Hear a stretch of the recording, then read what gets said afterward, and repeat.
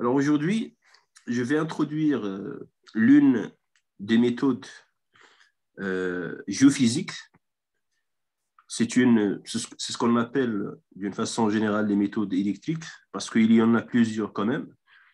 Mais la méthode qui sera présentée, c'est la méthode basée sur la mesure de la résistivité, donc la résistivité voilà, du sol, des roches, etc. Donc c'est ce que je vais présenter.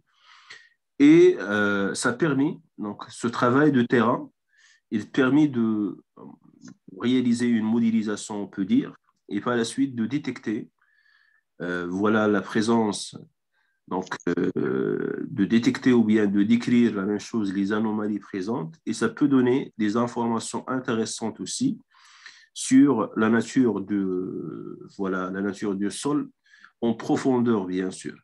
Donc, il y en a plusieurs, la même chose, méthodes, etc. Mais je commence quand même par un rappel sur le fond, ou bien sûr, c'est-à-dire des notions de base en relation avec la résistivité et avec la même chose, la mesure de cette résistivité, et sa relation par la suite avec tout ce qui est travaux d'exploration ou bien de prospection.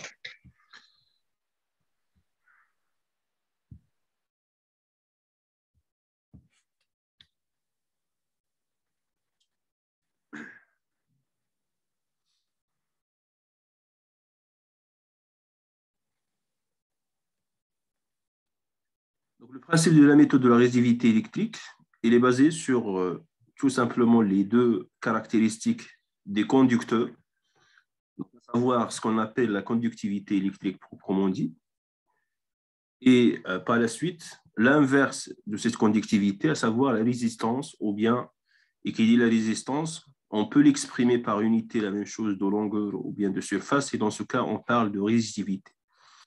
Donc, la conductivité électrique, et je rappelle, elle représente la capacité d'une matière, quelle que soit sa nature, bien sûr, à mettre en mouvement les charges libres sous l'action d'un champ électrique. Et par la suite, il s'agit voilà, de la conductivité électrique. Donc, le déplacement des charges électriques, des ions ou bien des électrons, va donner automatiquement la conduction plus la chaleur, donc l'effet Joule, ça va de soi.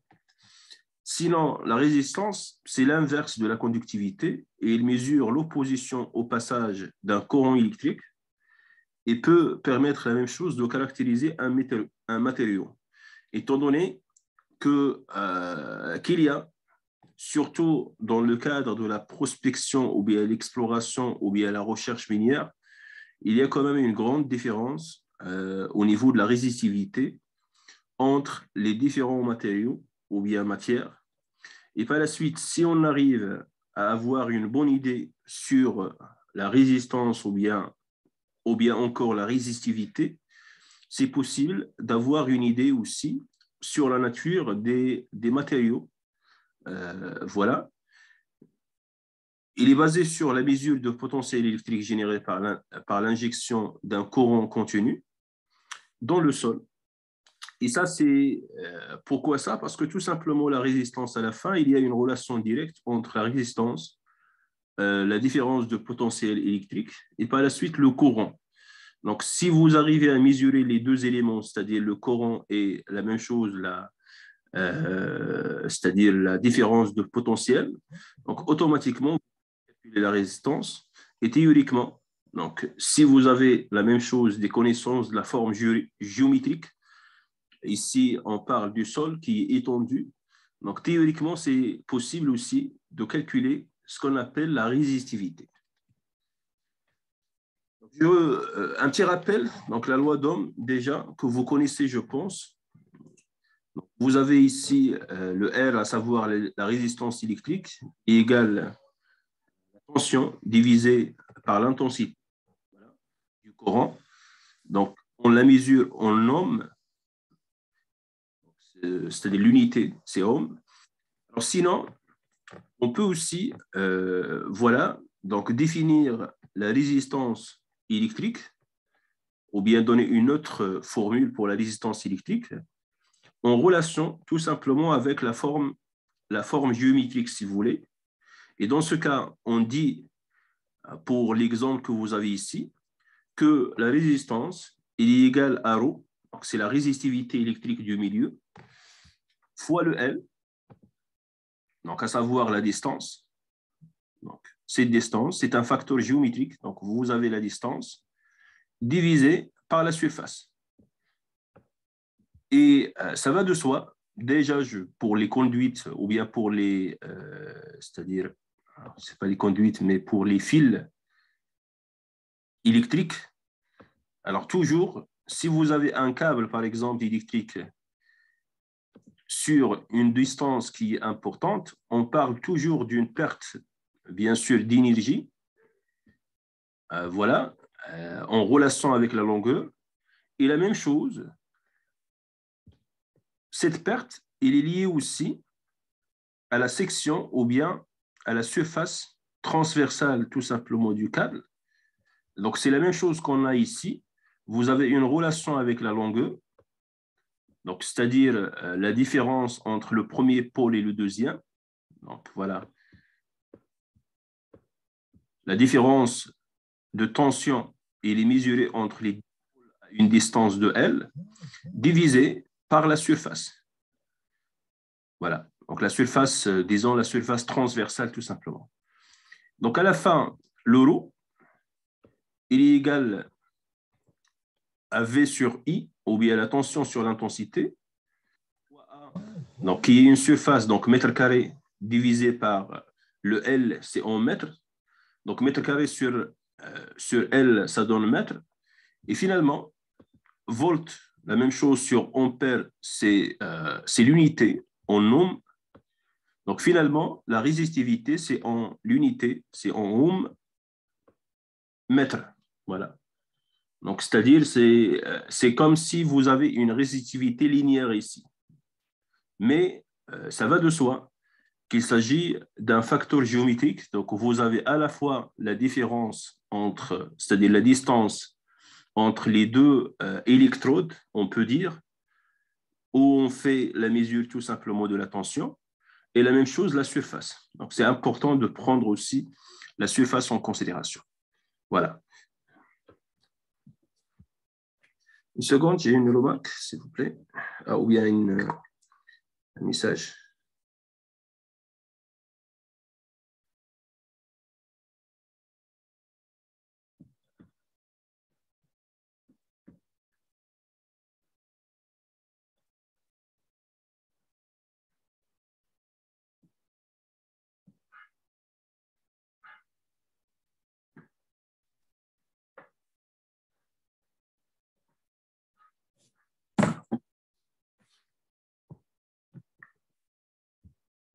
Bon, c'est bon.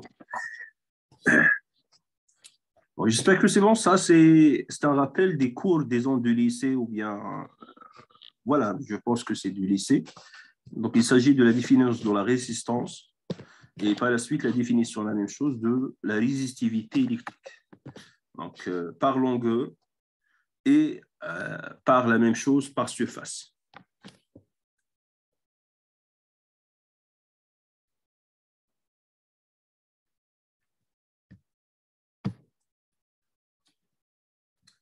Alors, vous avez ici les ordres de grandeur de résistivité de différentes formations et fluides. Le cas du sable, par exemple, les graviers. Le cas, la même chose de schiste, du calcaire, des marnes, et ainsi de suite. Alors, vous pouvez voir quand même qu'il y a une différence. C'est-à-dire que si au niveau d'un... Alors, si on a un sol qui est homogène, d'accord, donc, un sol qui est homogène, c'est-à-dire il est composé de même type de matériaux. Donc, généralement, la connaissance de la résistivité va nous permettre de deviner, on peut dire, alors deviner parce qu'il y a un risque d'erreur quand même, c'est-à-dire la nature de ce matériau. Donc, il s'agit de mesurer tout simplement la résistivité, par la suite, la comparer avec avec notre base de connaissances. Mais il faut faire attention, pour la majorité c'est-à-dire des différentes formations, surtout les formations poreuses, alors là, bien sûr, la résistivité, elle change selon tout simplement le degré, on peut dire, de porosité, parce qu'à la fin, si vous avez un milieu poreux et avec la présence de l'eau ou bien un autre fluide, automatiquement, vous avez une résistivité qui est différente. Et à ce niveau, donc surtout pour les matériaux de carrière, par exemple, donc généralement, elle est moins importante parce que l'eau, la présence de l'eau, par exemple, elle accélère tout simplement la conductivité. Donc, la résistivité apparente finalement de l'ensemble, eau plus roche, va être élevée par rapport, c'est-à-dire par rapport, par exemple, aux roches secs, et ainsi de suite. Donc, il faut faire attention par rapport à ça. Sinon, que ce soit des minerais ou bien des matériaux, l'essentiel, c'est que généralement, vous avez, une résistivité qui est connue, on la trouve au niveau de la littérature. Il y a aussi des formules qui permettent de calculer, même c'est-à-dire ou bien de réaliser une approximation pour avoir une idée sur la résistivité dans le cas d'un mélange, le cas de présence de fluide. Et voilà, donc sur la base de votre connaissance, que ce soit des connaissances sur la résistivité ou bien sur la zone d'étude, donc c'est possible d'utiliser ces données pour par la suite avoir une idée tout simplement sur la composition du sol et ça entre dans les travaux d'exploration tout simplement. Alors l'idée c'est quoi? Vous avez ici aussi au niveau du tableau aussi des données sur la résistivité pour des métaux. Donc, le cas de l'aluminium, le cuivre, l'argent, etc. Des semi-conducteurs, la même chose, etc.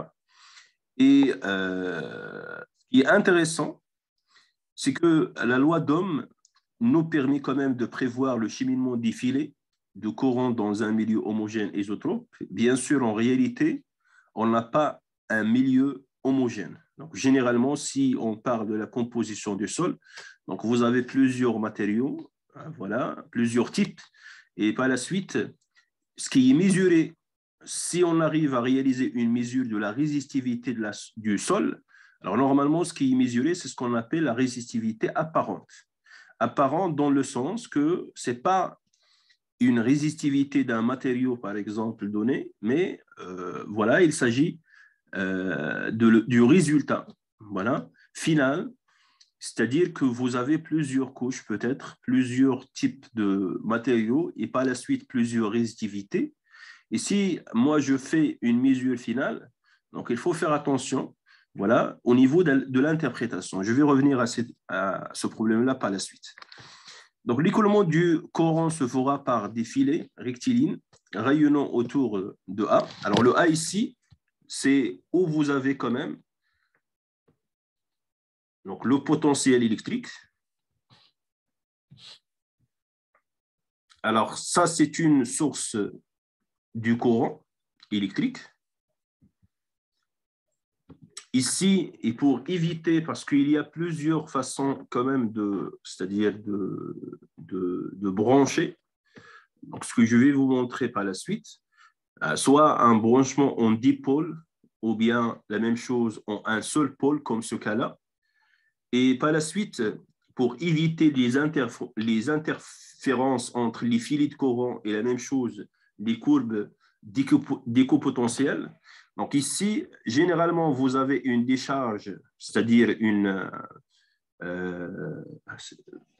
donc vous avez une décharge dans le sol, mais la deuxième borne, voilà, elle est très éloignée. On parle d'une borne à l'infini.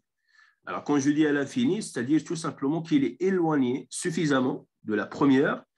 Et par la suite, ça permet tout simplement, donc d'après ce que vous avez ici, c'est une coupe, on peut distinguer entre, premièrement, les filets de courant, c'est-à-dire que normalement, si vous avez, supposons que le deuxième point, par exemple, le deuxième point B, il est branché ici. Alors ça, c'est la surface du sol. Et supposons un branchement ici. Donc, automatiquement, c'est vrai qu'il y a une résistance. Donc, le sol a sa propre résistivité, mais généralement, il y a un courant qui passe. Et quand je dis un courant qui passe, c'est entre le premier point voilà, le A, et le deuxième point, le B. Plus ou moins comme ça, dans ce sens. Si vous avez ici, voilà, bien sûr, il s'agit d'un courant continu et par la suite, il faut distinguer bien sûr entre la signe plus et la même chose, la signe moins. Automatiquement, on parle de ce qu'on appelle des filets de courant. Sinon, pour la question des copotentiels, la même chose.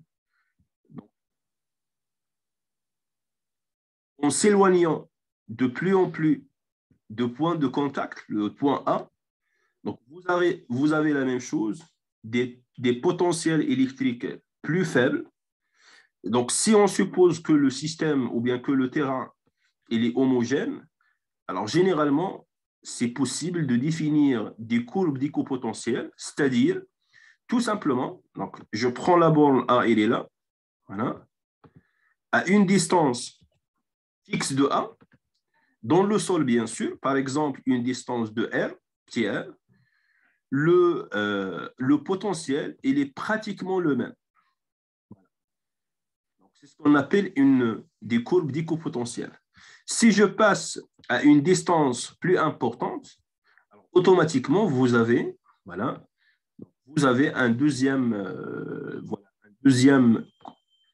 on peut définir un deuxième niveau de potentiel, un troisième niveau, etc. Ça ne veut dire pas qu'il y a une discontinuité, mais tout simplement, bien sûr, ce sont des valeurs types qu'on choisit de présenter pour avoir un profil. Donc, il s'agit voilà, des courbes d'écopotentiel et il s'agit la même chose des filets de courant.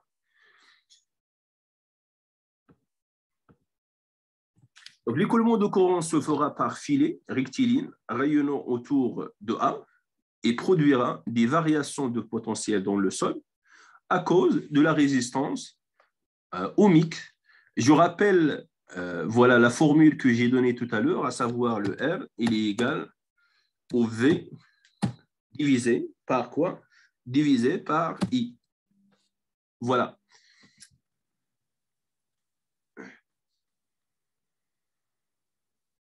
La résistance maintenant, le R, est fonction tout simplement de la profondeur. Tout à l'heure, j'ai dit que R est égal. Alors, au lieu de l'eau, je vais mettre mon petit r, tout simplement, c'est la résistivité, fois L, donc la distance, divisé par S. Voilà. Donc, sans entrer dans les détails, ça va de soi que si j'éloignais, ou bien je m'éloigne de plus en plus de A, ça veut dire que le L va augmenter et automatiquement le R va augmenter aussi la résistance. Ça veut dire quoi? Ça veut dire tout simplement, voilà, que vous avez une différence, donc une grande différence entre les niveaux de potentiel. Donc, entre le niveau 1, le niveau 2, le niveau 3, donc on peut définir ou bien voilà des courbes tout simplement d'écopotentiel.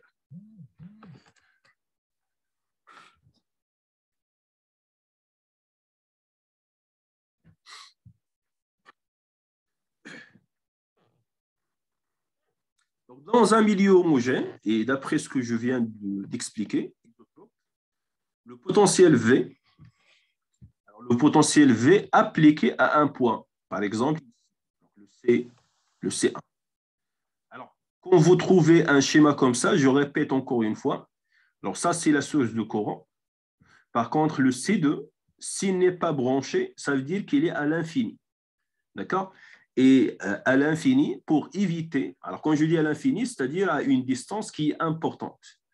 C'est pour tout simplement éviter l'interférence entre les deux bornes, parce que quand même, il y a un passage de courant.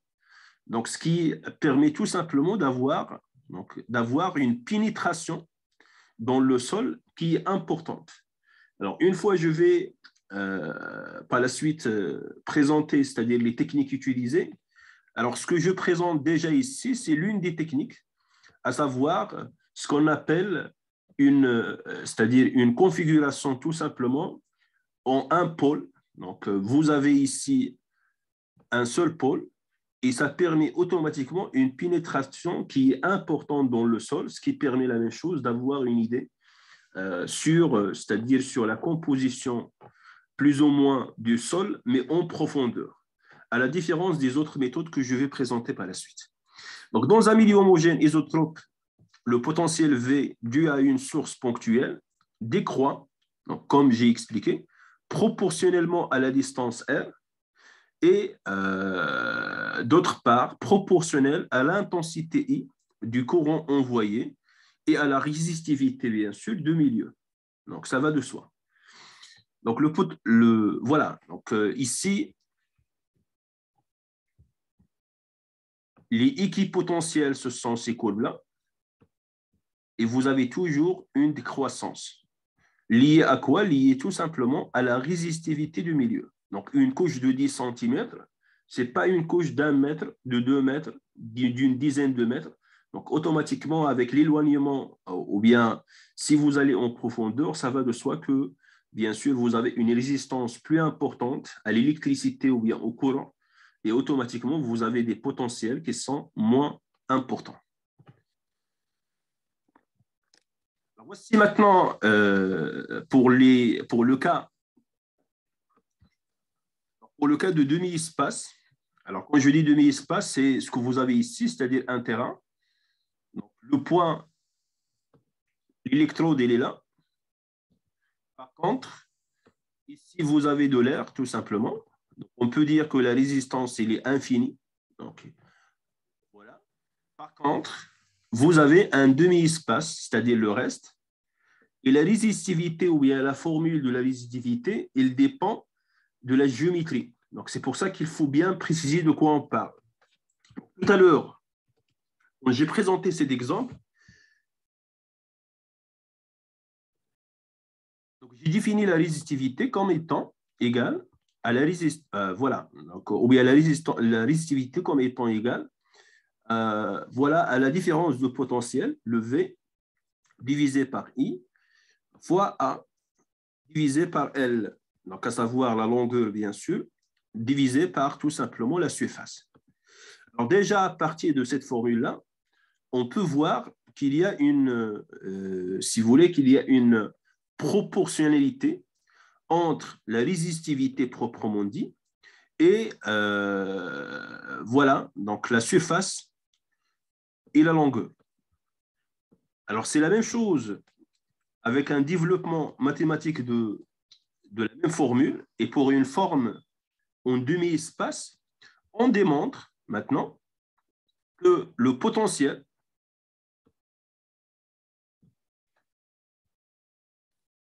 au un point M, donc vous avez un point M, c'est-à-dire en profondeur,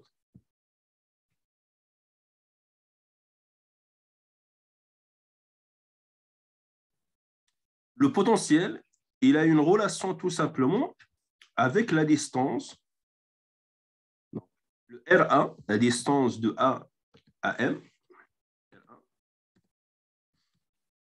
et la même chose, le RB, la distance entre donc la deuxième borne P et M. Donc, théoriquement, c'est possible. Attention, toujours avec l'hypothèse d'un terrain de résistivité ρ qui est homogène, un terrain homogène de résistivité ρ, théoriquement, c'est possible de calculer voilà, la différence de potentiel entre le A et le B. Donc, au niveau du point M, VA, il est égal à ρ, donc la résistivité, fois I, divisé par 2pi, 1 sur R1. Donc, inversement proportionnel à la distance. Donc, si l'euro est fixe, c'est-à-dire la résistivité, en augmentant R1, automatiquement, V1 va diminuer. C'est ce que je viens de déclarer. Donc, vous pouvez le voir maintenant avec cette formule. Par exemple, voilà. Supposons que vous avez un autre point ici, un point N. Alors, ça va de soi que Vn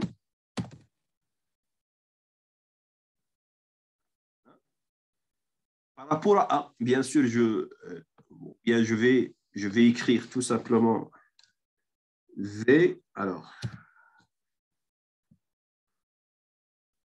VNA. Ici, vous avez VNM. Alors, ça va de soi que le potentiel au niveau du point N, à partir ou bien par rapport à A, il est supérieur au potentiel au niveau de M. Pourquoi ça? Parce que tout simplement, le R, voilà, la première distance entre le N et le A, elle est inférieure à la distance entre le A et le M. Donc, il y a une relation avec le rayon A. Et c'est pour ça que vous avez ces courbes-là d'éco-potentiel. Donc, il y a une chute de potentiel en profondeur. Donc, la même chose pour le B. Alors, ça, c'est le potentiel maintenant, c'est la borne négative. Avec un signe négatif, vous avez la même chose. Donc, ρ fois I divisé par 2P fois 1 sur RB, la même chose. Donc, le potentiel dû à M, ou bien au niveau du point M, c'est tout simplement la somme des deux potentiels, VA plus VB. Donc, ici, au niveau de M, vous avez l'action de A, premièrement, et vous avez deuxièmement l'action de B. Donc, on peut la même chose parler de VM, le potentiel dans le point M, et dans ce cas, il s'écrit comme suite. Donc, c'est tout simplement ρ fois I sur 2P fois 1 sur RA fois 1 sur RB. Voilà, bien sûr. Donc, la distance entre M et A et entre M et B respectivement.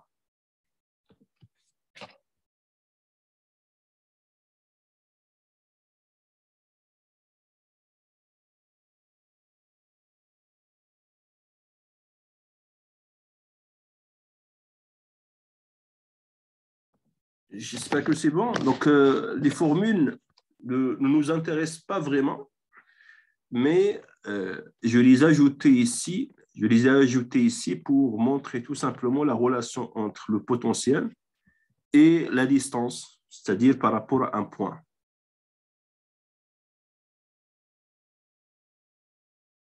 Le potentiel, c'est en volts. La différence de potentiel, il donne la tension, tout simplement. D'accord? Donc, c'est avec un voltmètre, vous pouvez faire bien sûr la mesure. C'est en volts. Donc, si vous voulez calculer, ou bien si vous voulez, par exemple, faire la mesure de la tension entre le point A et le point B, normalement, il s'agit d'une mesure de différence de potentiel entre A et B, tout simplement. D'accord?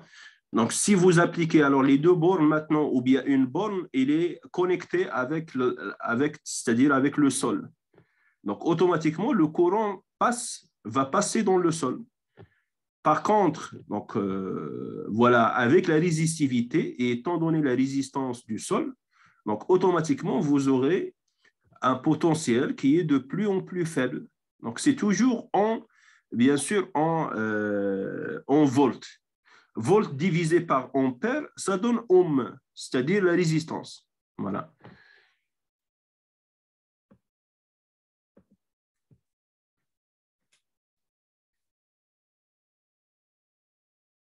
Alors, vous connaissez, je pense, la formule connue quand même c'est-à-dire, c'est la loi qui permet quand même, ou bien, c'est en relation avec la puissance. Donc, généralement, la puissance est égale à U fois I, c'est-à-dire la tension fois l'intensité, il est égal à RI carré. Donc, on remplace RI carré.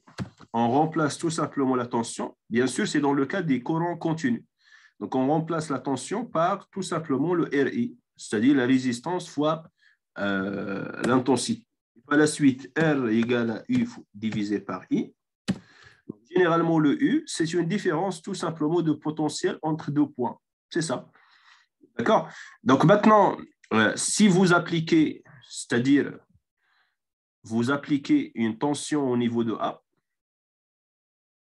donc le milieu, c'est vrai, même avec, c'est-à-dire du sable ou bien un type de roche donnée, c'est vrai qu'il y a une résistance, mais quand même, le courant passe. D'accord?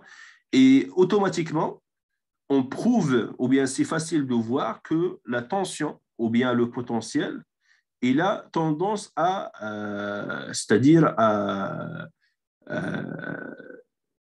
décroître, voilà. Et c'est en fonction tout simplement de la distance. C'est proportionnel à la distance entre le point de mesure et la distance tout simplement par rapport à A. Voilà.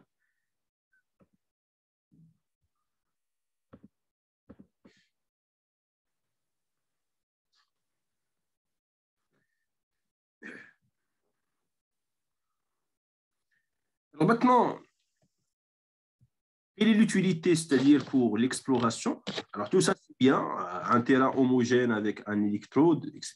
Bon, tout ça, c'est bien, mais la question, bien sûr, qui se pose, c'est quel est l'intérêt pour l'exploration du terrain et comment je peux, ou bien quel est le protocole, la même chose à suivre, comment je peux avoir une idée sur la qualité des ondes, ou bien sur le sol à partir des mesures de la résistivité. Alors, c'est ça la vraie question.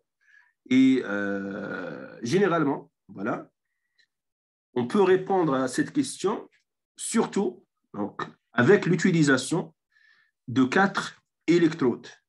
Alors, les 2 électrodes que vous avez ici, ça permet tout simplement on peut dire une alimentation, c'est-à-dire ça permet le passage. Voilà, vous avez 2 points ou bien 2 électrodes A et B, mais pour avoir ou bien pour réaliser les mesures, on a besoin de 2 autres points, voilà, pour assurer les mesures qu'il faut. Et la mesure qu'il faut, c'est la mesure tout simplement du courant. Normalement, ce qui est connu ici, c'est la différence de tension entre le A et le B, ou bien de potentiel entre le A et le B. Donc, c'est le potentiel que vous avez appliqué. Par exemple, vous avez une batterie, donc la source du courant, c'est une batterie de 12 volts. Automatiquement, la différence de potentiel entre A et B, c'est 12 volts. C'est connu. Alors maintenant, pour avoir une idée voilà, sur le reste, vous avez besoin, bien sûr, de mesurer aussi le courant. Et par la suite, au lieu de deux électrodes, on parle aussi d'une mesure en 4 électrodes. Voilà. Donc, un électrode A et B. Vous avez ici la source. Il faut différencier entre la source, elle est là. Donc, ce qui permet tout simplement le passage d'un courant. Et par la suite, vous avez d'autres mesures entre le M et le N. Alors, M et N, ou bien au niveau des points M et N, vous avez 2 autres électrodes avec un voltmètre. Donc, on essaie de faire les mesures qu'il faut. Donc, on demande, comme bien sûr, ou bien avec la formule que j'ai présentée ici, donc cette formule-là, donc la formule de VM, c'est possible ou bien c'est facile, étant donné que le potentiel est appliqué au niveau du point A et au niveau du point B. Donc, on peut faire la mesure au niveau du point M, c'est facile. Au niveau du point M, il s'agit le potentiel, c'est-à-dire le VM au niveau de M, c'est le potentiel calculé à partir de A. Donc, il est égal tout simplement à ρ, etc., 1 divisé par R1. Mais vous avez aussi le potentiel défini par quoi? Par, ou bien appliqué au niveau de B. Et c'est en relation avec le petit R2 ici, c'est-à-dire la distance entre le M et le B. Alors, essayons de faire un petit schéma, ou bien un petit... Donc, je veux calculer, ou bien je veux avoir une idée sur le potentiel au niveau de M. C'est en relation avec cette distance-là, entre A et M, et la distance entre M et B. Voilà. Donc, ce qu'il faut appliquer, ce sont les mêmes formules, c'est-à-dire VA, donc vous avez, ou bien VM. VM, il est égal à ρ, la résistivité, fois I, l'intensité divisée par 2 fois pi, le tout, fois A, 1 sur RA, moins 1 sur RB. Ce sont les mêmes formules appliquées ici. Vous pouvez les voir, donc c'est R0 fois I divisé par 2P, 1 tout simplement sur MA. Donc MA, il est là, c'est la distance, c'est R1, moins 1 sur MB. Donc il est là.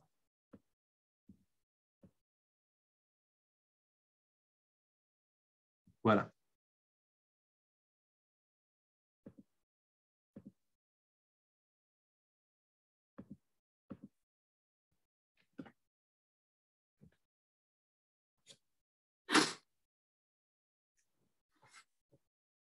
Et la même chose pour Vn, c'est-à-dire ici, donc pour le point N, on peut faire les mêmes calculs ou bien la même formule. Donc à la fin, on se trouve avec quelque chose comme ça, comme quoi la différence de potentiel entre le point M et le point N, c'est-à-dire delta V,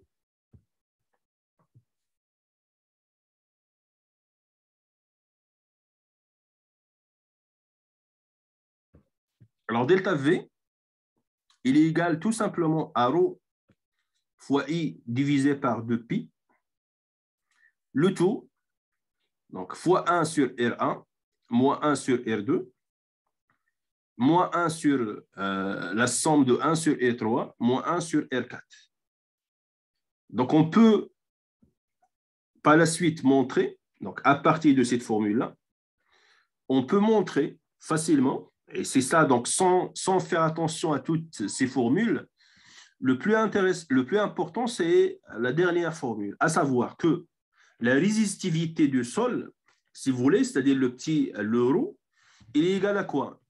Il est égal tout simplement à la différence de potentiel entre M et N, divisé par le courant par I, fois 2pi, fois 1 sur F. Alors le F là, c'est un facteur de forme, c'est ça. Donc normalement, c'est tout ça. 1 sur R1, moins 1 sur R2, moins 1 sur R3, moins plus 1 sur R4. Donc l'ensemble. Alors vous allez dire, c'est quoi l'intérêt de cette formule-là ou bien à quoi sert cette formule-là? Alors si on applique maintenant, alors vous pouvez imaginer maintenant que vous êtes sur le terrain, d'accord?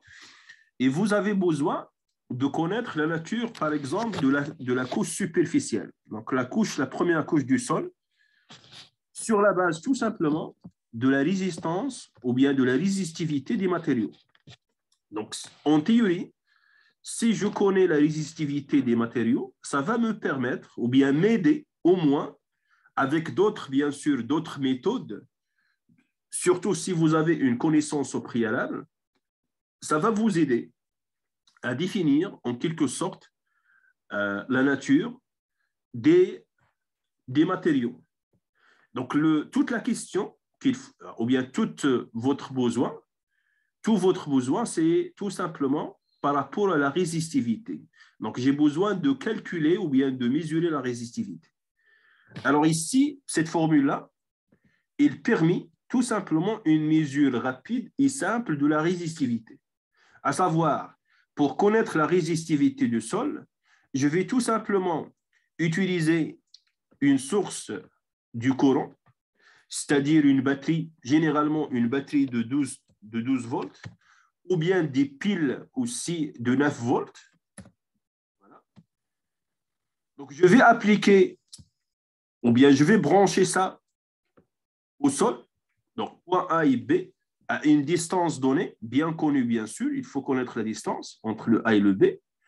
Et par la suite, donc c'est facile, une fois que je branche les deux électrodes, c'est facile de mesurer avec c'est-à-dire un ampère-mètre, je peux mesurer c'est-à-dire le courant quand même, en ampères, et en appliquant la même chose deux autres électrodes, donc, ou bien en mesurant plutôt la différence de tension entre deux électrodes placées à des points bien précis, donc automatiquement, je peux calculer la résistivité. Alors, à savoir que la résistivité, il est égal à la différence de potentiel entre M et N, et ça, c'est facile de le mesurer avec un voltmètre sensible, bien sûr. Donc, je peux mesurer la différence de tension entre M et N. Je peux mesurer la même chose, l'intensité, voilà, ou bien du courant, tout simplement, qui passe. Donc, la tension divisée par l'intensité fois 2P 1 sur F, le facteur de forme, automatiquement, voilà, va donner la résistivité. Donc, en répétant maintenant le même manip, c'est-à-dire au niveau de plusieurs points, on peut dresser un profil de la résistivité de la première couche superficielle. C'est-à-dire, en théorie, ça vous permet d'avoir une idée tout simplement sur la résistivité. J'espère que vous avez compris. Donc, sans faire attention à l'ensemble des formules, parce que ce n'est pas ça qui nous intéresse, la dernière formule, elle est suffisante pour montrer l'intérêt de cette méthode. Donc, étant donné qu'il y a une différence au niveau, ou bien qu'il y a une relation entre le type des matériaux et la résistivité, donc je peux réaliser des mesures de la résistivité qui vont m'aider à comprendre la composition tout simplement du sol. C'est ça l'idée, elle est simple, bien sûr avec un risque, voilà, et ça demande, à part les mesures, ça demande quand même des moyens sophistiqués, surtout des logiciels. Il faut passer par la modélisation parce que les données brutes ne sont pas suffisantes. Pourquoi? Je vais expliquer. Voilà.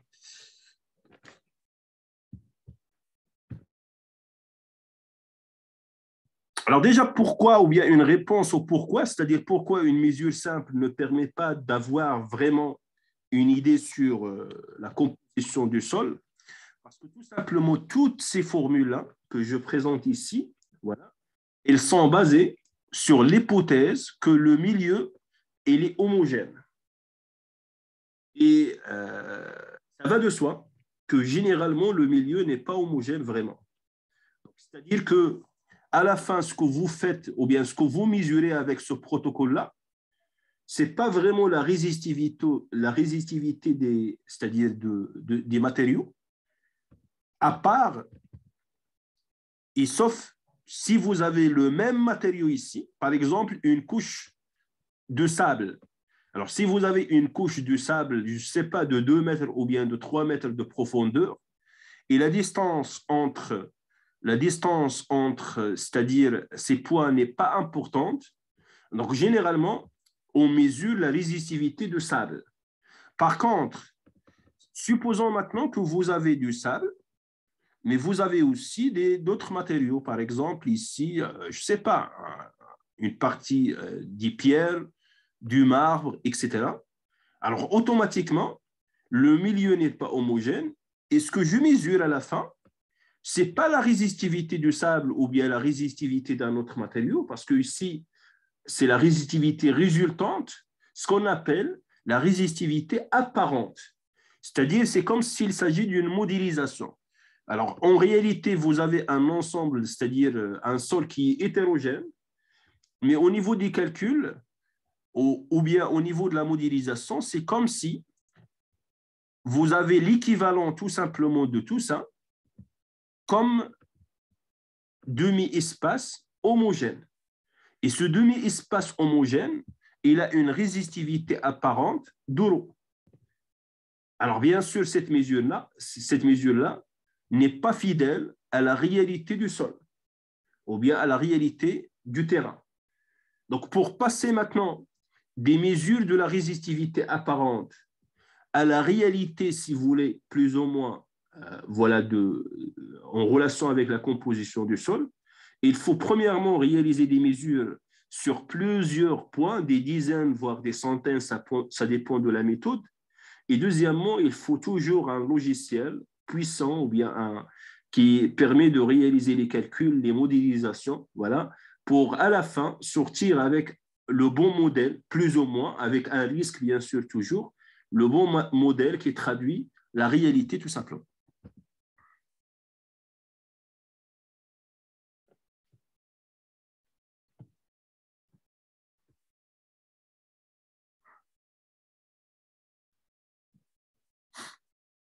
Pourquoi plus 1 sur NB?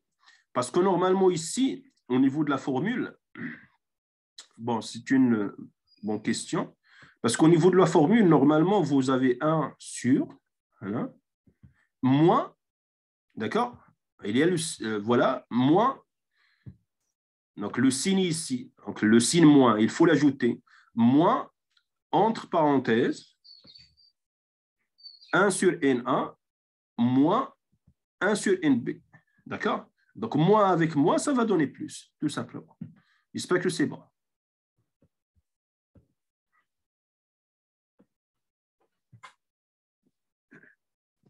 Jusqu'à ici, nos calculs de la résistivité du sol ne sont basés que de l'hypothèse d'un sous-sol homogène et isotrope, comme j'ai expliqué. Or, il n'en est rien en réalité.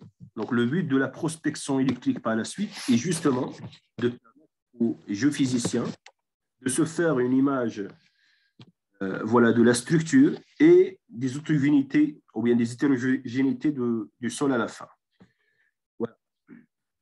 Et par la suite, on parle tout simplement de la résistivité apparente.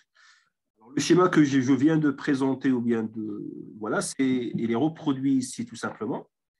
Dans le cas où vous avez la même chose, vous avez appliqué une tension, voilà, mais sur un matériau qui n'est pas homogène. Alors ici, le premier carré, ou bien la forme cubique, il a un ρ1. Par contre, vous avez une forme cylindrique ici avec ρ2. Donc, si on utilise le même, c'est-à-dire les mêmes formules de calcul et la même méthode, donc généralement, on peut dire aussi que R il est égal à U divisé par I. Mais est-ce que le R, c'est-à-dire la résistance électrique, c'est la résistance du premier matériau ou bien deuxième, c'est la résistance apparente, globale. Donc, on peut appliquer la formule, mais ce R-là, c'est la résistance apparente. Bien sûr, on peut dire que c'est une combinaison, ou bien il y a la contribution à la fois de premier matériau et du deuxième. Alors, de la même façon, on peut définir l'euro, donc c'est-à-dire la résistivité, avec les mêmes formules, mais l'euro, c'est une fonction, premièrement, de ρ1, de ρ2 et de la géométrie, bien sûr. Donc, si vous avez une forme comme ça, ce n'est pas la même chose comme si vous avez, par exemple, une forme comme ça, c'est-à-dire la forme cylindrique maintenant horizontale, ou bien une autre forme. Donc, la géométrie aussi, elle a bien sûr un impact. L'essentiel, c'est tout simplement que, ou bien ce qu'il faut comprendre, c'est que il y a une différence entre ce qu'on mesure, donc l'euro apparente, ou bien la résistivité apparente, et bien sûr la résistivité réelle maintenant des différents composants du sol. Donc la résistivité apparente est la valeur de résistivité obtenue sur le terrain, comme j'ai expliqué, à partir du rapport delta V sur I. Il résulte de la contribution volumique de toute parcelle du milieu traversé par le courant, émis en fonction de la distance à la source. Si le sol est homogène, la résistivité apparente est égale à la résistivité réelle intrinsèque. Mais si jamais le sol n'est pas homogène, alors automatiquement, c'est une fonction des différentes résistivités. Donc, j'espère que c'est bon pour ce point-là. Donc, il y a quand même un schéma qui présente ça.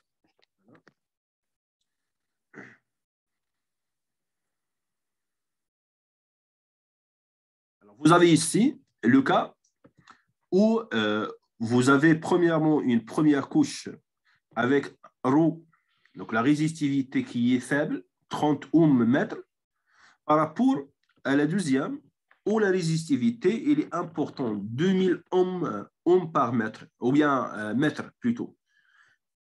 À la différence du deuxième, c'est-à-dire voilà, de la deuxième photo, ou bien schéma, où vous avez le premier ρ, il est important. Alors, désactiver, voilà. Et le deuxième, c'est-à-dire 30 ohms mètre, la même chose, il est faible. Et par la suite, vous avez tout simplement des schémas des écopotentiels qui présentent l'impact dans les deux, c'est-à-dire dans les deux situations. Alors, voici, pour la première situation, vous avez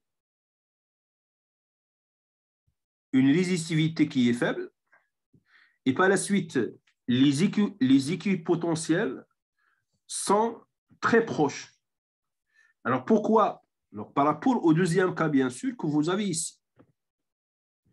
Alors, pourquoi ça? Parce que tout simplement, avec une résistivité qui est faible, le courant passe, c'est-à-dire rapidement et sans problème. Et par la suite, la différence, alors si je calcule ou bien je mesure le potentiel au niveau d'un point, alors pour schématiser ça, supposons que la source, il est là. Donc, c'est-à-dire l'électrode, voilà, vous avez ici le VA.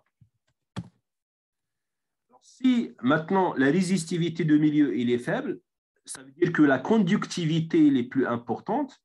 Et par la suite, voilà, c'est-à-dire les équipotentiels sont très proches. Il n'y a pas vraiment de grande différence entre la première ligne et la deuxième ligne, et ainsi de suite. À la différence où la résistivité est importante, donc automatiquement, vous aurez une décroissance plus importante et intéressante du potentiel. Ça explique tout simplement la diffraction que vous avez ici. Donc, voilà, donc, c'est-à-dire que vous avez maintenant des équipotentiels avec des distances qui sont plus importantes.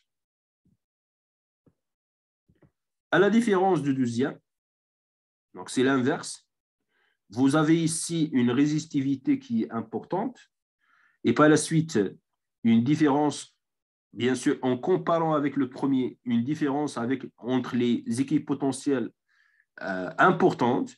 Une fois on tombe sur le deuxième champ avec une résistivité faible et par la suite une conductivité qui est importante, alors automatiquement vous avez la même chose des courbes d'équipotentiels qui sont voilà, proches les uns des autres.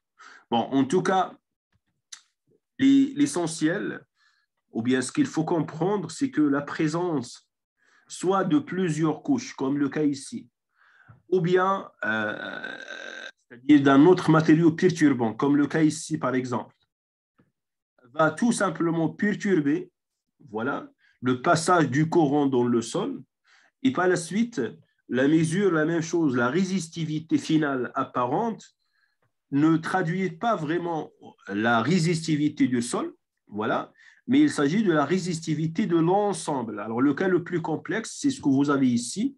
Vous avez une première couche avec 60 ohms, avec une deuxième couche de 30 ohms, et par la suite, une troisième couche voilà, de 400, pratiquement, de 400 ohms, c'est-à-dire une résistivité qui est importante.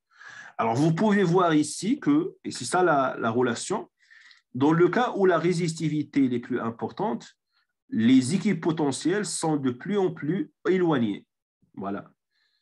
Donc, et par la suite, ça, c'est l'impact, tout simplement, c'est l'impact sur, voilà, sur le profil du potentiel.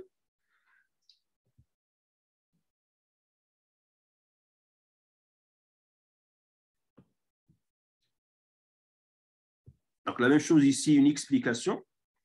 Vous avez le poids ici.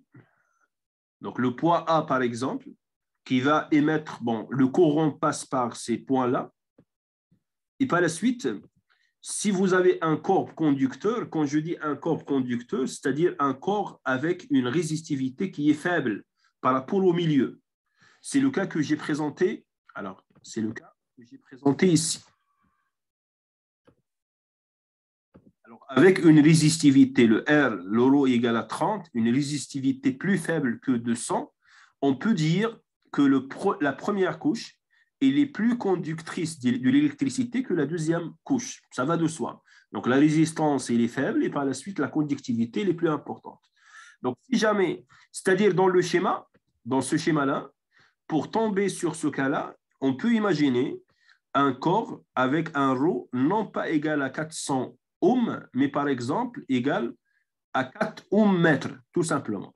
Le cas de présence, par exemple, d'un métal, du fer ou bien du cuivre, Donc, automatiquement, la résistivité est faible. Et par la suite, le courant passe rapidement, voilà, au travers. Donc, vous avez ici le corps conducteur. Donc, le courant passe rapidement au travers, c'est-à-dire voilà, le corps conducteur. Étant donné que la résistivité, il est, voilà, dans ce cas, il est faible,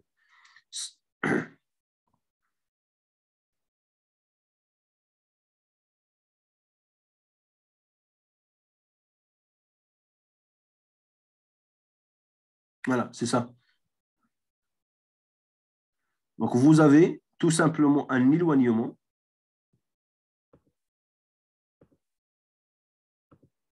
à la différence du deuxième.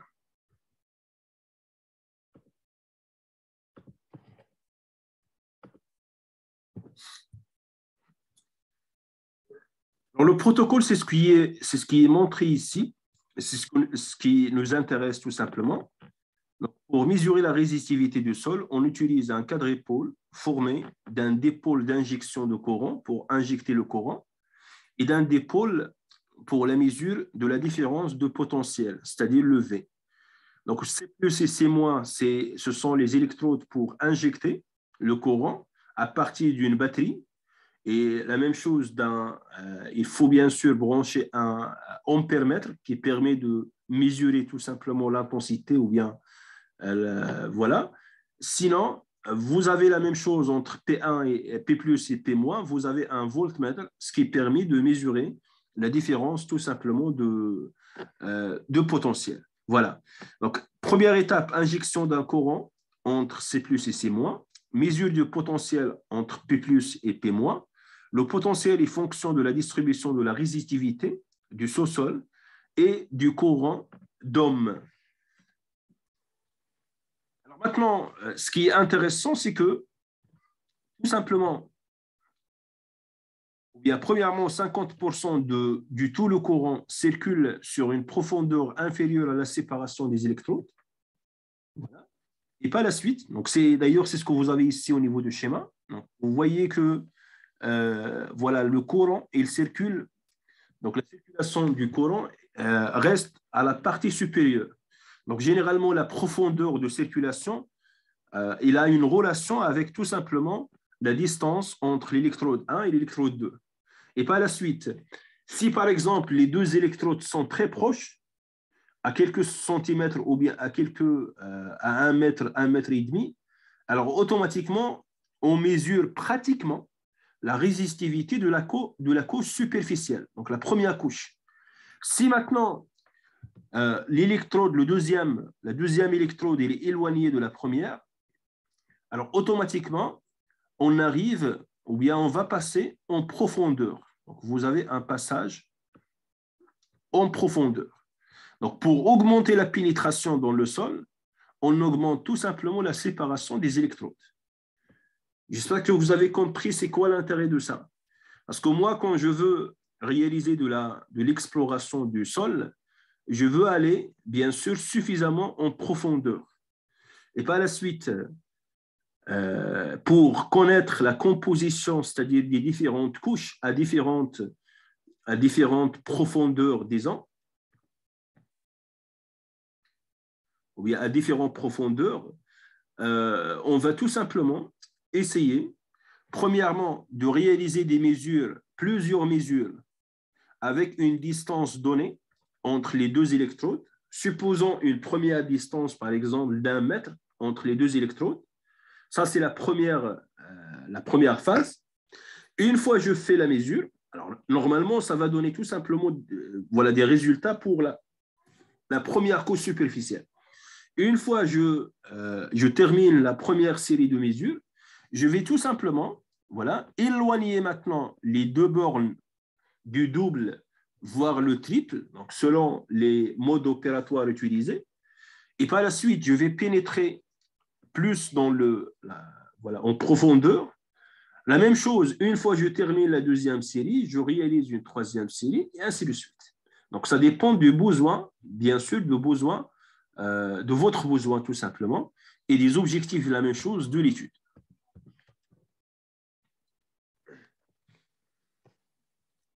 Alors, généralement, vous avez plusieurs dispositifs utilisés dans le terrain. Donc, le dispositif général, c'est ce que j'ai présenté, c'est-à-dire que vous avez tout simplement deux bornes d'injection C+ et C- au niveau de points A et B, et deux bornes, la même chose de mesure, pour la mesure c'est-à-dire du potentiel, à savoir au niveau du point M et du point N, alors c'est-à-dire un détail sur les distances. Par contre, pour la réalisation des calculs simples, et surtout que le facteur de forme que j'ai présenté tout à l'heure, le F, il dépend des distances, bien sûr, entre le premier, le deuxième, le troisième électrode, etc. Donc, il y a des modèles proposés, à savoir, le premier, c'est ce que vous avez ici de Wheeler. Donc, vous avez une distance, et d'ailleurs, même pour ce profil-là, on trouve différentes variantes. Donc, vous avez la même distance entre le A et le M et le N, et par la suite, la même chose, le N et le B. Donc, ça permet de simplifier la formule que j'ai présentée tout à l'heure, parce que pour R1, R2, R3 et R4, vous allez trouver qu'il s'agit que l'ensemble dépend tout simplement de même paramètre, à savoir le paramètre A. Voilà. Ou bien, l'utilisation de systèmes d'épaule-d'épaule, à savoir que vous avez ici le branchement tout simplement ou bien l'injection de courant en point A et point B. Et par la suite, la distance, c'est une distance de A. Et ensuite, on place à une distance égale à n fois 1, c'est-à-dire un multiple de la première distance, on place tout simplement les bornes, la même chose, de mesure, donc le M et le N. Et voilà, au niveau du point P plus et P moins, et la même chose, une distance ou bien une différence de A, donc égale à 1 entre le M et le N. Sinon, vous avez le troisième ici. Et dans ce cas, vous avez la même chose, un dispositif de mesure avec une distance entre les électrodes égale à 1. Par contre, la distance entre le M et le N et les autres points d'injection, c'est-à-dire le B et le A, sont plus importantes. Donc, on parle d'un multiple de A, donc N fois A. Alors, il y a d'autres configurations ou bien dispositifs que, bon, de toute façon, je vais présenter. Mais restons avec le premier, c'est-à-dire le dispositif de Wiener. Voilà. Alors, il est recommandé pour des structures horizontales. Pourquoi? Parce que ça ne permet pas vraiment d'aller trop en profondeur. Voilà. Profondeur d'investigation plus faible que celle d'épaule et de Wiener. Le nombre de points de l'acquisition est inférieur à celui du d'épaule. Ça, c'est l'avantage, c'est-à-dire que on n'a pas besoin vraiment de réaliser plusieurs mesures à la différence des autres méthodes. Par contre, l'inconvénient, ou bien le point de limite, c'est qu'il est surtout utilisé pour les mesures des points ou bien au niveau proche de la surface. On peut le comprendre tout simplement étant donné que voilà, les distances, c'est-à-dire les distances entre les points de mesure et les points d'injection sont pratiquement les mêmes. Pour le deuxième,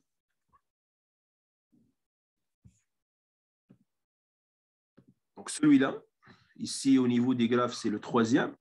L'avantage ou bien son avantage, c'est qu'il permet quand même de réaliser des mesures en profondeur.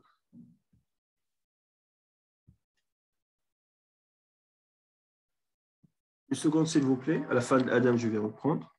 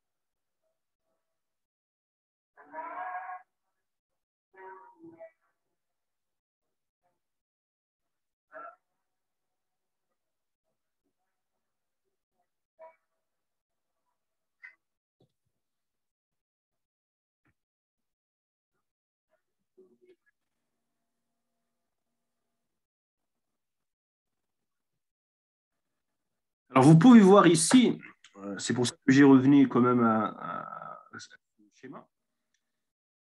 Alors, bien sûr, ici, ou bien les points, les lignes de Coran, c'est ce que vous avez ici. Alors, il faut faire bien sûr la différence entre les lignes de Coran et les équipotentiels. Donc, les lignes de Coran, c'est ce qui est représenté aussi au niveau des autres schémas. Alors, par exemple, ici, voilà, ce que vous avez ici, ce sont tout simplement les lignes de Coran. La même chose, voilà, à ces niveaux. Donc, ce sont les lignes de Coran.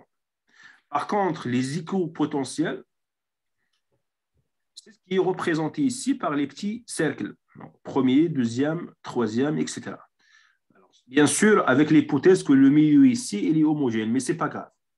Alors, ça va de soi qu'avec le premier dispositif de Wiener, si vous avez les mêmes distances, c'est-à-dire entre AM, MN et la même chose NB, la mesure, alors quand je mesure ici avec un voltmètre, voilà, quand je fais la mesure de la différence de tension, donc je suis pratiquement au niveau de cette ligne-là et cette ligne-là. Voilà. Et par la suite, je suis à une profondeur quand même qui reste très limite. Donc, une profondeur qui ne dépasse pas la différence entre N et B. Je suis à ce niveau. Donc, la mesure, quand je divise, ou bien quand j'utilise la formule, cette formule-là, ρ, voilà, pour le calcul de la résistivité. Donc, je calcule la résistivité du milieu à un niveau qui est faible. Je suis tout simplement ici. Voilà. Par contre, si maintenant on utilise le deuxième dispositif, à savoir, donc, vous pouvez imaginer ici que, donc même s'il manque, alors je vais ajouter quelques lignes quand même, donc des équipotentiels, comme ça. Voilà. Une chose ici. Voilà. Bon, veuillez excuser mes dessins, mais en tout cas, c'est juste pour bien comprendre. Alors, si jamais maintenant la distance, on utilise le deuxième dispositif, c'est-à-dire je place le M et le N ici. Et par la suite, la distance entre ces deux, c'est A. La distance entre le A et le M, elle est plus importante. Alors, ça va de soi, vous pouvez voir ici que, voilà, avec un schéma comme ça, et surtout si les points, c'est-à-dire si on amuse à éloigner les points d'injection de plus en plus des points des mesures, alors automatiquement, donc le résultat, c'est que vous allez en profondeur. Attention, même si la mesure avec le voltmètre il est réalisée au niveau de la surface, mais ici, on mesure la tension. Et vous avez les courbes de tension, ce sont des équipotentiels. C'est-à-dire que la tension que vous allez mesurer, par exemple, au niveau de ce point-là, avec le voltmètre, c'est la même tension que vous avez ici. C'est la même tension que vous avez ici. Bien sûr, en supposant que le milieu il est plus ou moins hétérogène. Et par la suite, la différence, si vous arrivez à mesurer la différence entre ces deux points, et vous avez la même chose, une information sur l'intensité, c'est comme si vous allez mesurer la résistivité à une profondeur qui est plus intéressante ou bien plus importante. Alors, plus intéressante que la première méthode, bien sûr. Donc, c'est ça la vraie différence entre les deux méthodes. Donc, attention, déjà avec les graphes que j'ai montrés ici, j'ai oublié de noter ça. Alors, les différentes courbes que vous avez ici, je ne parle pas des courbes ici, de ces courbes, mais je parle de cette courbe-là. Voilà. Alors, il y a une différence. Et peut-être ça peut créer de la confusion chez quelqu'un. Alors, les courbes que vous avez ici, au niveau de ces deux schémas, ce sont les équipotentiels. D'accord? Par contre, les courbes que vous avez ici, ce sont les courbes de courant. Juste parce que, par exemple, en analysant le premier schéma, à savoir ce schéma-là, vous allez voir qu'avec un corps conducteur, vous avez des écopotentiels qui sont de plus en plus éloignés. Pour la simple raison que la chute de potentiel, il est réduite dans le cas de présence. Alors, si vous avez présence d'un corps conducteur, alors ça va de soi que la chute de potentiel va être très limitée sur une distance donnée. Donc, pour avoir la même chute que l'autre milieu, par exemple, le milieu ici où la résistance est élevée, on doit parcourir une surface qui est plus importante. Il y a une distance qui est plus importante. Et par la suite, vous avez une déformation au niveau des courbes d'écopotentiel. Par contre, c'est-à-dire l'impact sur les lignes de courant, il est inverse. Il y a toujours une relation entre l'intensité et, bien sûr, la même chose, la tension. Alors, si vous avez un potentiel ou bien des courbes, des écopotentiels qui sont de plus en plus éloignés avec la présence d'un conducteur, alors ça va de soi automatiquement que les lignes de courant maintenant, à l'inverse, les lignes de courant, elles vont être de plus en plus rapprochées. La même chose, si vous avez un courbe résistant, très résistant par rapport au milieu, ça veut dire tout simplement que la chute de tension ou bien de potentiel va être plus rapide. Et par la suite, vous avez des équipotentiels qui sont de plus en plus proches, mais à l'inverse, vous avez la même chose, des courants ou bien des lignes de courant qui sont de plus en plus éloignées. Donc voilà, il faut faire attention, c'est par rapport à ce schéma. Donc, ce n'est pas la même chose. Vous avez c'est-à-dire les lignes de courant, elles sont différentes des écopotentiels. J'espère que vous avez compris. C'est ce que j'ai présenté, la même chose ici. Voilà. Et par la suite, si par exemple, vous réalisez la mesure ici, voilà, alors automatiquement, c'est comme si vous allez en profondeur, bien sûr. À l'inverse, il y a l'impact de la distance entre les électrodes et il y a aussi l'impact, bien sûr, du choix de dispositif. Donc, le premier, ce n'est pas comme le deuxième, ce n'est pas comme le troisième. C'est pour ça que pour le dispositif de Schlumberger, j'espère que la prononciation est correcte, mais en tout cas, vous avez la profondeur d'investigation est d'environ 10% plus élevée qu'avec le premier dispositif de Wiener. Donc, le nombre des points d'acquisition est plus grand, mais inférieur à celui de d'épaule. Alors, le cas de d'épaule maintenant, d'épaule, il est recommandé surtout pour les structures verticales, avec une profondeur qui est très élevée, profondeur d'investigation plus grande que pour le Wiener ou bien le deuxième. Et le nombre de points maintenant d'acquisition, il est plus important, surtout les points de mesure. Donc, il faut réaliser plusieurs mesures. Qu'est-ce que tu dis? Oh, non.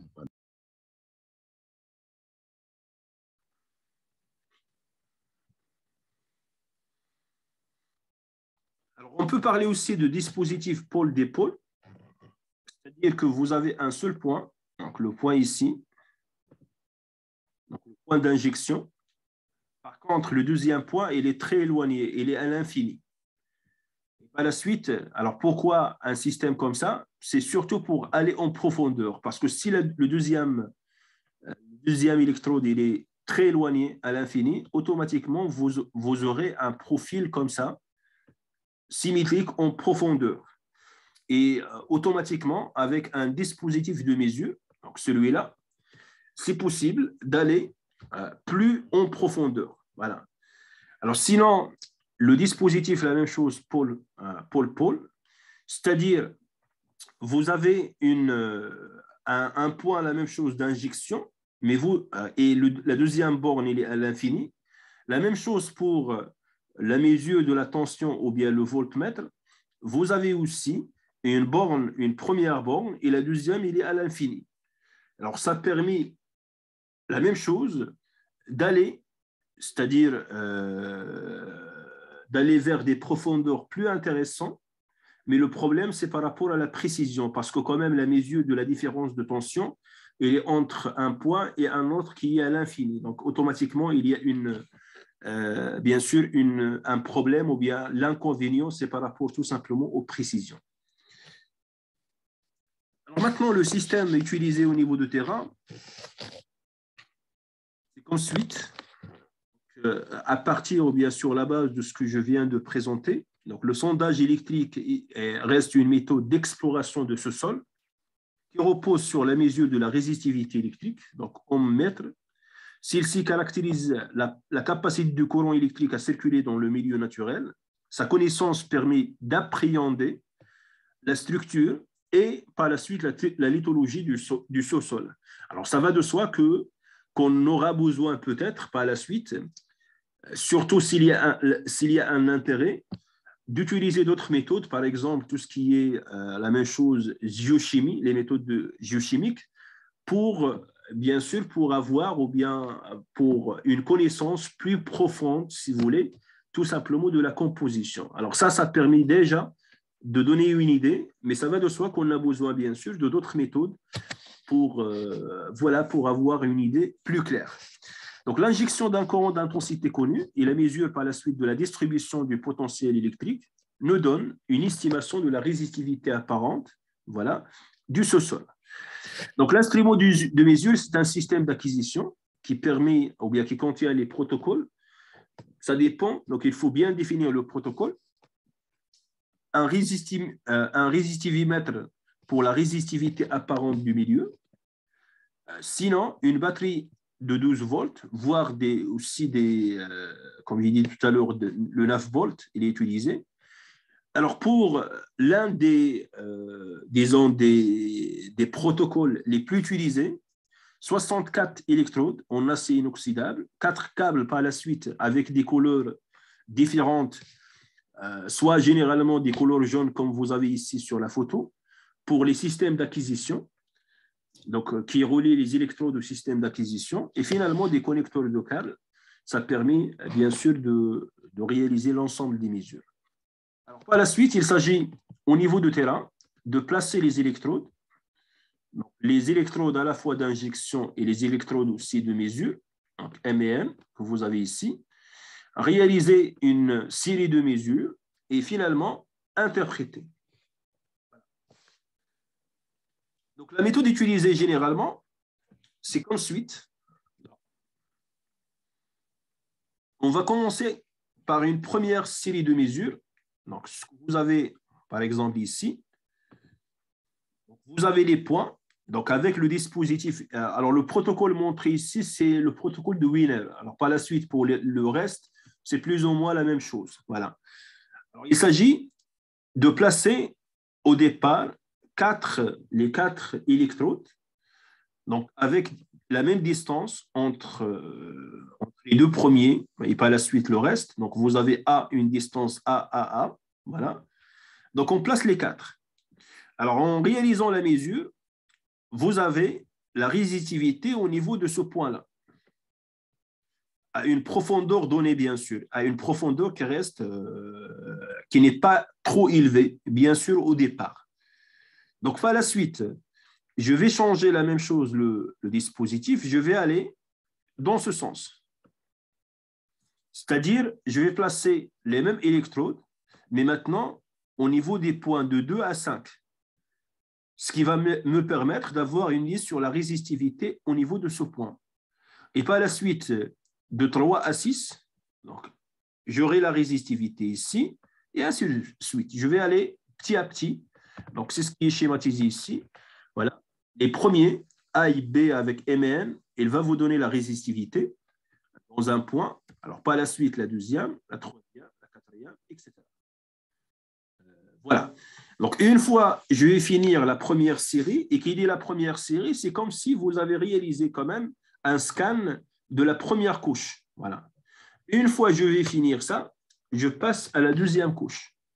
Et dans ce cas, c'est-à-dire en profondeur, et pour faire ça, je dois tout simplement augmenter la distance entre les électrodes. Soit après la première série de mesures, vous avez maintenant le deuxième protocole. ou bien voilà, la deuxième configuration. Donc, c'est toujours avec le dispositif de Wiener, mais la distance, maintenant, elle est de 2A. Voilà. Donc, pour la première couche, on parle de A. Pour la deuxième, on parle tout simplement de 2A. Voilà. Ce qui va me permettre de quoi? De faire la mesure au niveau de ce point avec une profondeur, voilà, plus intéressante. Donc, je vais faire la même chose, c'est-à-dire je mesure ce point-là. Donc, je vais par la suite voilà, utiliser d'autres électrodes, ou bien d'autres positions, à savoir dans le même sens. Donc, je vais réaliser la mesure de 2, la mesure de 3, et ainsi de suite. C'est ce que vous avez au niveau de ce protocole-là. Voilà. Vous avez le deuxième point. Le troisième point, le 4 points, ça dépend, voilà, ça dépend de la profondeur, bien sûr, recherchée. Et à la fin, l'ensemble des mesures, donc vous avez une maille en profondeur avec, bien sûr, des résistivités différentes. Ça va de soi que si la première couche, par exemple, il est homogène, si le terrain, par exemple, il est, supposons qu'il y a une couche comme ça, la première couche, voilà, du sol, qui est plus ou moins homogène. Donc, automatiquement, vous avez, ou bien vous aurez la même résistivité. Alors, par la suite, si vous avez, je ne sais pas, une différence au niveau de la deuxième, donc automatiquement, vous aurez un autre profil. L'ensemble des données, maintenant, vont vous permettre d'avoir une idée, tout simplement, sur le profil de la résistivité. C'est ce que vous avez ici. Donc, on met en carte les données de la pseudo-section, parce que ce n'est pas une section, ça dépend, c'est-à-dire le protocole que j'ai présenté ici, il va vous donner tout simplement une pseudo-section, c'est cette section-là, voilà. Historiquement, les pseudo-sections étaient interprétées directement. Ce n'est qu'une carte des résistivités apparentes. Aujourd'hui, avec bien sûr le développement des logiciels, etc., donc, on peut réaliser des calculs itératifs pour essayer non pas seulement d'avoir une idée sur les résistivités apparentes, mais surtout de remonter jusqu'à la résistivité des matériaux, c'est-à-dire créer un modèle carrément, avec un risque bien sûr, mais c'est plus intéressant. Alors, vous avez un exemple ici, voilà, il s'agit de la tomographie électrique de 2D. Attention, c'est possible bien sûr de réaliser une tomographie aussi à 3D. Alors, si vous répétez la même manip, mais sur plusieurs lignes, c'est-à-dire je réalise l'ensemble des mesures sur la première ligne, alors sur l'espace, voilà. Par la suite, je laisse une distance et je réalise la même chose, une deuxième mesure en profondeur, une troisième en profondeur, une quatrième, etc. Donc, à la fin, bien sûr, vous avez suffisamment de données en profondeur et en surface pour créer un profil 3D carrément. Le seul problème, c'est que vous avez besoin de réaliser quand même beaucoup de mesures et ça va prendre du temps. Sinon, côté matériel, c'est pas vraiment… peut-être ce qui est délicat ou bien ce qui est difficile avec cette méthode, c'est surtout la modélisation numérique. Par contre, les mesures au niveau de terrain, ce sont des mesures simples. Il n'y a rien c'est-à-dire, il s'agit de réaliser tout simplement soit la résistivité, une mesure de la résistivité directement si vous avez les moyens, ou bien une mesure de la tension, c'est-à-dire la différence de potentiel et une connaissance tout simplement de l'intensité de courant, va vous permettre la même chose de calculer la résistivité. C'est-à-dire que le mode opératoire au niveau du terrain, il est simple, répétitif. Peut-être ça va prendre du temps, surtout pour les 3D, mais à la fin, c'est facile de le réaliser. Le problème, c'est par rapport à la modélisation par la suite. Donc, ça, c'est un modèle de D, mais le problème, c'est qu'à la fin, ce que vous avez ici, donc vous avez l'altitude et vous avez la résistivité. La résistivité que vous avez ici, c'est une résistivité apparente. Et par la suite, même, alors, si vous avez une forme comme ça, ou bien la présence d'une forme comme ça, ne vous permet pas vraiment de comprendre la composition du sol. Parce que chaque champ, par exemple, ce champ avec une résistivité de 500, peut-être il est composé de plusieurs matériaux. Et l'ensemble donne une résistivité apparente de 5000. Alors maintenant, ça sera intéressant d'utiliser des moyens ou bien des logiciels pour essayer de passer de la résistivité, tout simplement la résistivité apparente, vers la résistivité réelle et par la suite la composition ou bien les propriétés géologiques du sol. Voici le principe. Voilà. Donc, à partir des quantités observables,